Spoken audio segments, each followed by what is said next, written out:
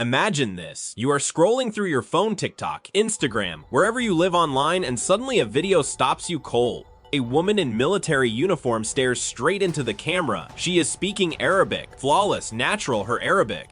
And the badge on her chest? That is the Israeli Defense Forces. Your first reaction might be confusion, then curiosity, then maybe anger, or maybe admiration. You are not sure which, and that is exactly the point. Her name is Ella. Lieutenant Colonel Ella, and in 2026 she made history as the first Muslim Arab officer ever appointed as the IDF's official Arabic language spokesperson, stepping into a role held for years by the well-known Colonel Avichai Adrai. She is the highest-ranking Muslim woman in the history of the Israeli military. Millions of Arabs across the Middle East call her a traitor. Some have launched coordinated campaigns to silence her. Others have tried to humiliate her live on air. And yet they can't stop watching. So who is this woman? Where did she come from? What made her choose a path that would cost her so much her community, her privacy, even her family's love at least for a while? Buckle in, because this story is unlike anything you've heard before. Kalansaw, if you haven't heard of it, it is a city in the heart of Israel's Triangle area, home to a tightly knit, deeply conservative Muslim Arab community. Here, faith isn't just practiced, it is woven into the streets, the schools, the conversations at the dinner table. Ella grew up here, in a traditional Muslim household with all the warmth, expectation, and unspoken rules that come with it. She wore the hijab, she prayed, she belonged deeply to her community and her faith. But even as a girl, something stirred in her. She was curious about the other side of the fence, about the Hebrew-speaking Israel that surrounded her city but often felt like a foreign country. She wanted to understand it to belong to it, even without giving up who she was. At 22, before she ever put on a uniform, she took a first step national service at Mayor Hospital. It was quiet, civilian, respectable. Nobody batted an eye. She was helping people, she was learning. She was, in her own way, beginning to bridge two worlds, but Ella wasn't built for quiet steps. She was built for something bigger. She just didn't know yet how much it would cost her. Here is where the story takes a turn. It is 2013, Ella is 24 years old, and she makes a decision that she tells almost no one, certainly not her family. She enlists in the IDF. Now, let that sink in for a moment. In Kalansaw, in her community, in the world she grew up in. This isn't just unusual. It is unthinkable. Arab Muslims in Israel are not required to serve in the military. Most don't, and many would view enlisting not as a choice, but as a betrayal of your people, of your faith, of everything. Ella knew this. She knew it in her bones, and so she lived a double life for approximately 18 months. She kept her service hidden from her family. Think about what that means. Practically every morning she left the house in one set of clothes. Somewhere along the way she changed, the uniform went on, the soldier appeared, and every evening the process reversed. She came home as a daughter, not a soldier, 18 months of holding her breath.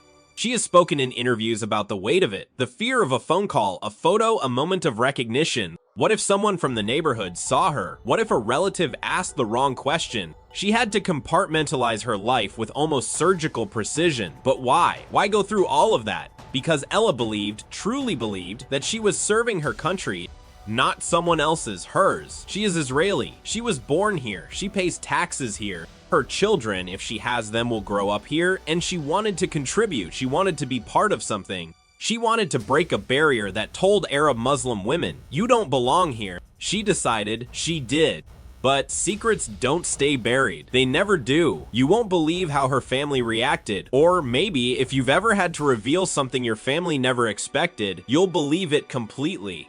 When the truth came out, the confrontation was devastating. Shock, anger, the kind of silence that is louder than any argument. Her father's reaction was particularly painful.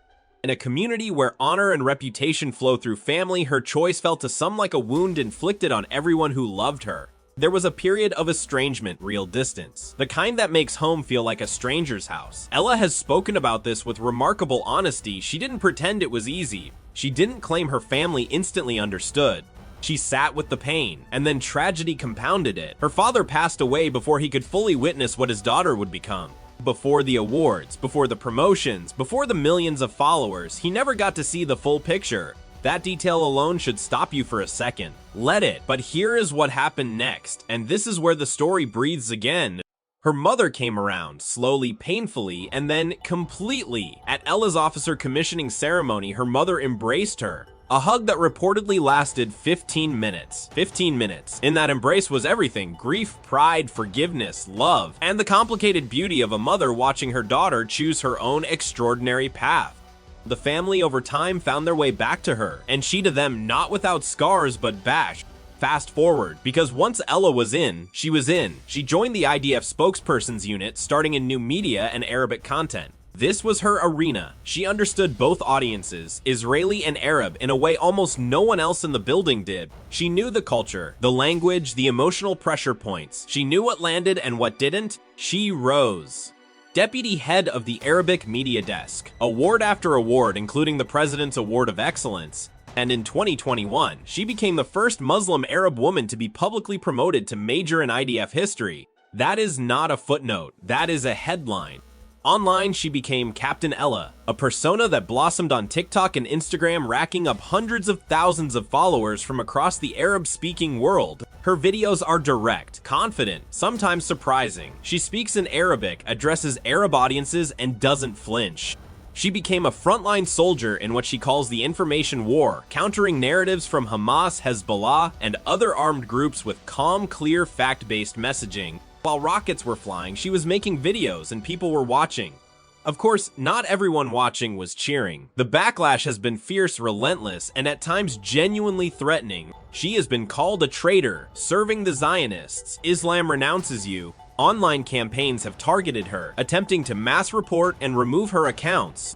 A Lebanese influencer once publicly called on followers to attack her TikTok presence, and Ella responded on camera, calmly, in Arabic, without missing a beat. That moment went viral, because of course it did. Here is the paradox at the heart of Captain Ella's story. The people most outraged by her existence can't seem to stop engaging with her. The hate comments keep her algorithm alive. The controversies expand her reach. Every call to silence her makes her louder, and maybe that is because underneath the politics, there is something genuinely human about her that people can't dismiss. During Ramadan, she posted messages of peace, as a Muslim, in Arabic, wishing her audience a blessed month. That is not a PR stunt. That is a woman who prays, who fasts, who reads the Quran, and who also wears a uniform. She refuses to let anyone own the complete definition of who she is. Not the IDF, not her critics, not the Arab internet. She is Muslim, she is Arab, she is Israeli, and she is not interested in choosing between them. In 2026, Ella was promoted to lieutenant colonel and named the IDF's official Arabic language spokesperson, the first Muslim officer ever to hold that title. The timing is significant. Relations between Israel and the Arab world remain extraordinarily tense. The conflicts in Gaza, the shadow of Hezbollah, the long reach of Iran, these aren't abstractions. They are daily realities. And into this environment, Israel has placed a hijab-wearing Muslim woman as its voice to the Arabic-speaking world. She has said it herself, the media battlefield is no less important than the physical one. Words matter, images matter. Who is speaking and to whom matters? Whatever you think of the politics, the symbolism of her appointment is undeniable. A woman who once hid her uniform under her clothes is now one of the most visible faces of Israeli military communication. That arc from secret to spokesperson is extraordinary by any measure. So what do we do with Ella's story? She doesn't fit neatly into anyone's narrative. She is too Arab for some Israelis, too Israeli for many Arabs, too religious for some secular observers, too military for some in her own community. She exists in the in-between, and she seems to have decided that the in-between is exactly where she is supposed to be. There is a question her story leaves hanging in the air, and I want you to sit with it. What would you do if who you are and where you come from pulled you in opposite directions? If your identity felt like a contradiction the world refused to resolve for you, would you shrink? Would you choose one side to make everyone more comfortable?